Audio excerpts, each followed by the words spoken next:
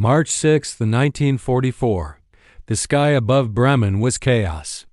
Captain Robert Bob Rosenthal gripped the yoke of his B-17 Flying Fortress, sweat pouring down his face as flak erupted around him.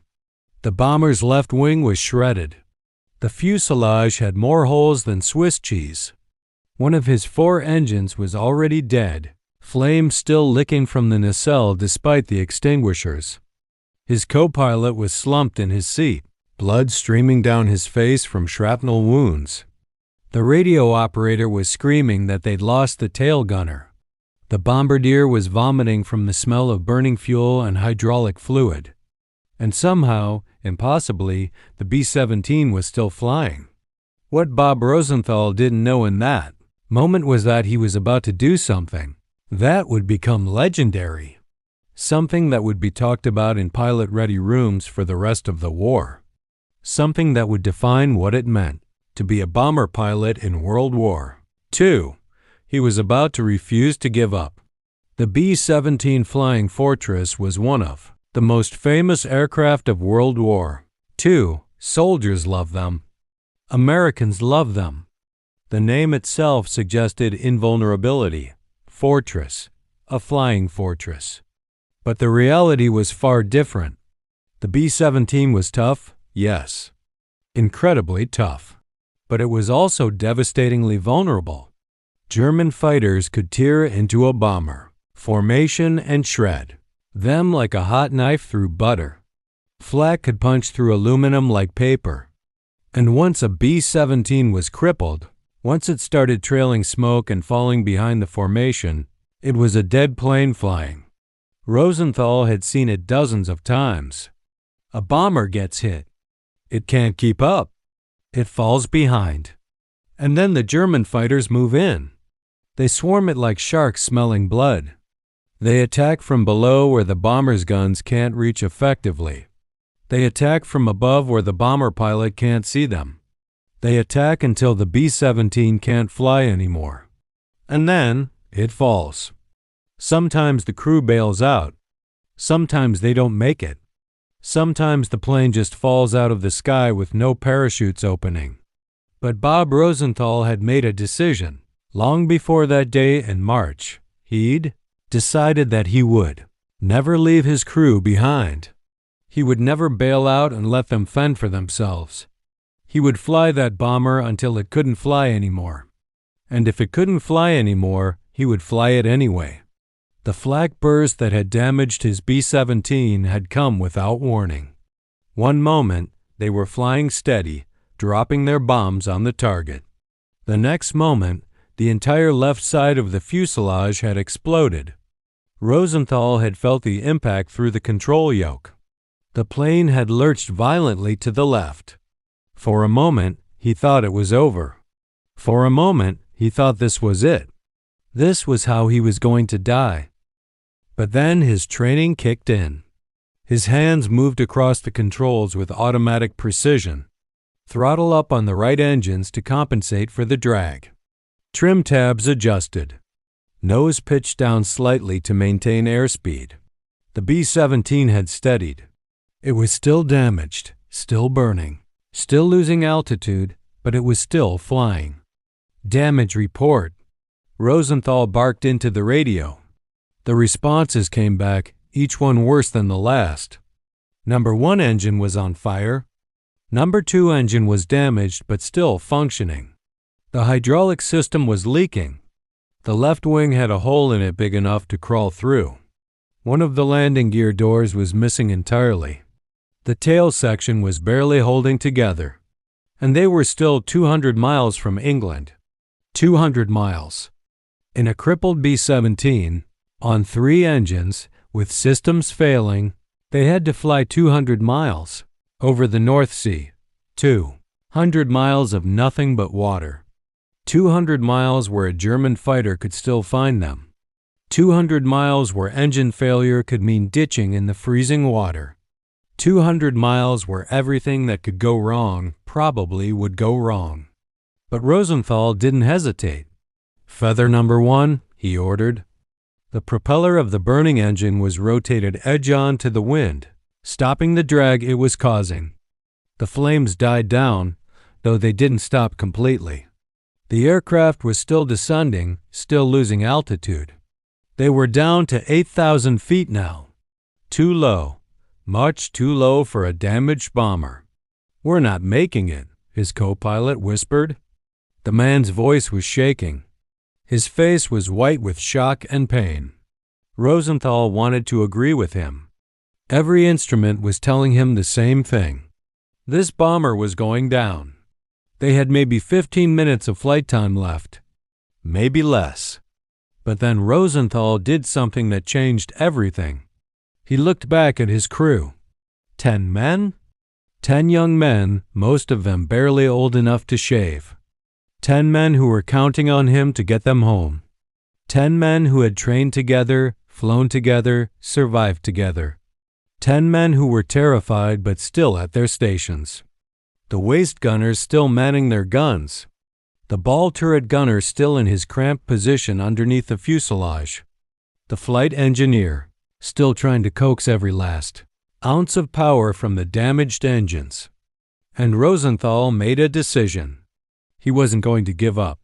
Not yet. Not while there was still a chance. Not while there was still fuel in the tanks and air in the engines. Not while his crew was still fighting. He trimmed the aircraft for maximum efficiency. He reduced power on the on the 3 remaining engines just enough to maintain altitude, but not so much that they would lose airspeed. He asked his navigator for the most direct route to England. Every decision he made was calculated to squeeze just a little bit more distance out of the dying aircraft. The North Sea stretched below them like a cold gray blanket. Rosenthal had heard stories of crews that had ditched in the North Sea. He'd heard that the water temperature was so cold that you had maybe 5 minutes before hypothermia set in. He'd heard that even if you got out of the aircraft safely, even if you had a life raft, the chances of being picked up were slim. The North Sea was a big place. A B-17 was small. But Rosenthal didn't think about those stories. He focused on flying. That's all he could do. Fly the airplane. Keep the nose pointed toward England. Adjust the trim tabs when the aircraft started to drift. Manage the engines. Watch for German fighters. Stay alive. An hour passed. They were still flying. Lower now, down to 5,000 feet. The aircraft was shaking. Rosenthal could feel every damaged rivet vibrating. The altimeter was unwinding steadily. They were losing altitude, just slowly enough that they might make it. Might being the operative word. Then the radio crackled to life. British voices. They were approaching the English coast. Not far now. Not far at all. Just 50 miles. Just 50 miles and they would be over England. Just 50 miles and they could ditch the aircraft without having to worry about the North Sea. Just 50 miles. But 50 miles is a long way when your engines are failing.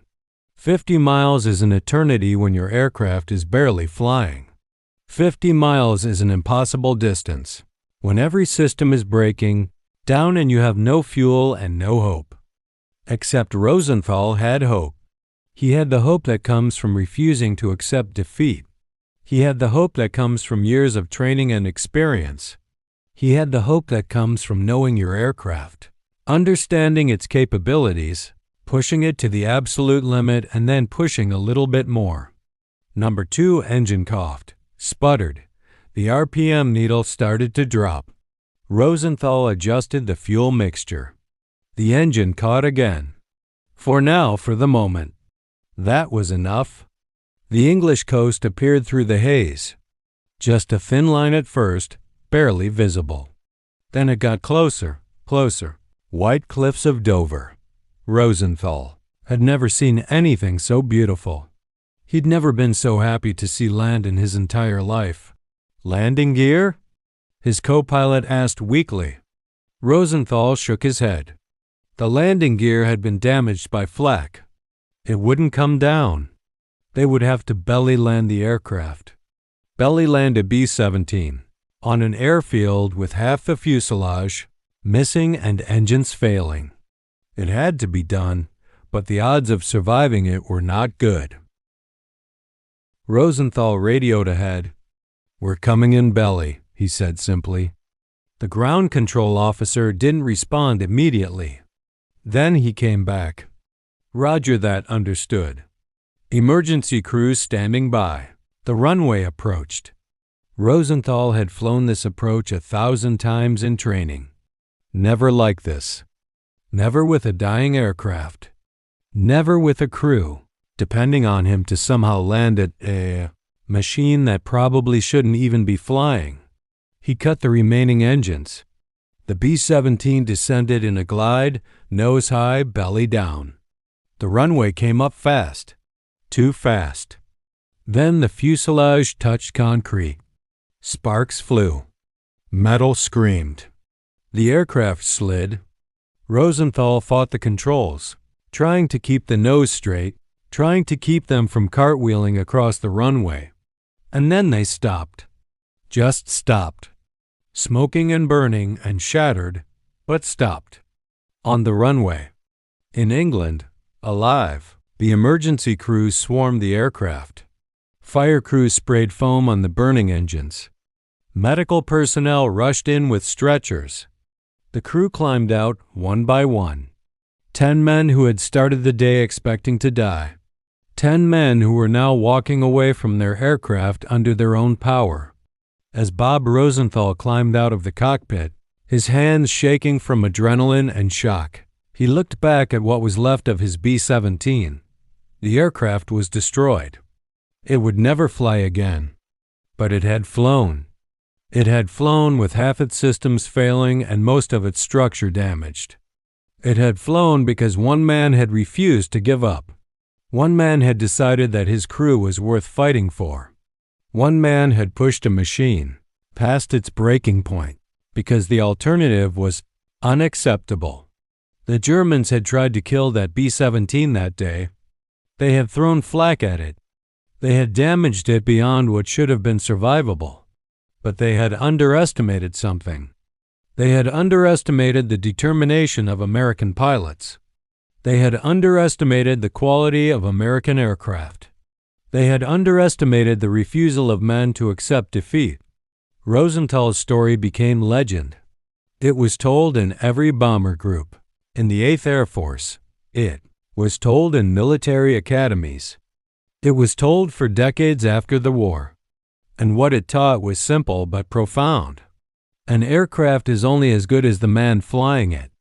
And a man is capable of far more than he thinks he is when his crew is depending on him. Bob Rosenthal flew more than 100 missions in World War II. He never lost a crew member to enemy action. He never flew a bomber that didn't come back.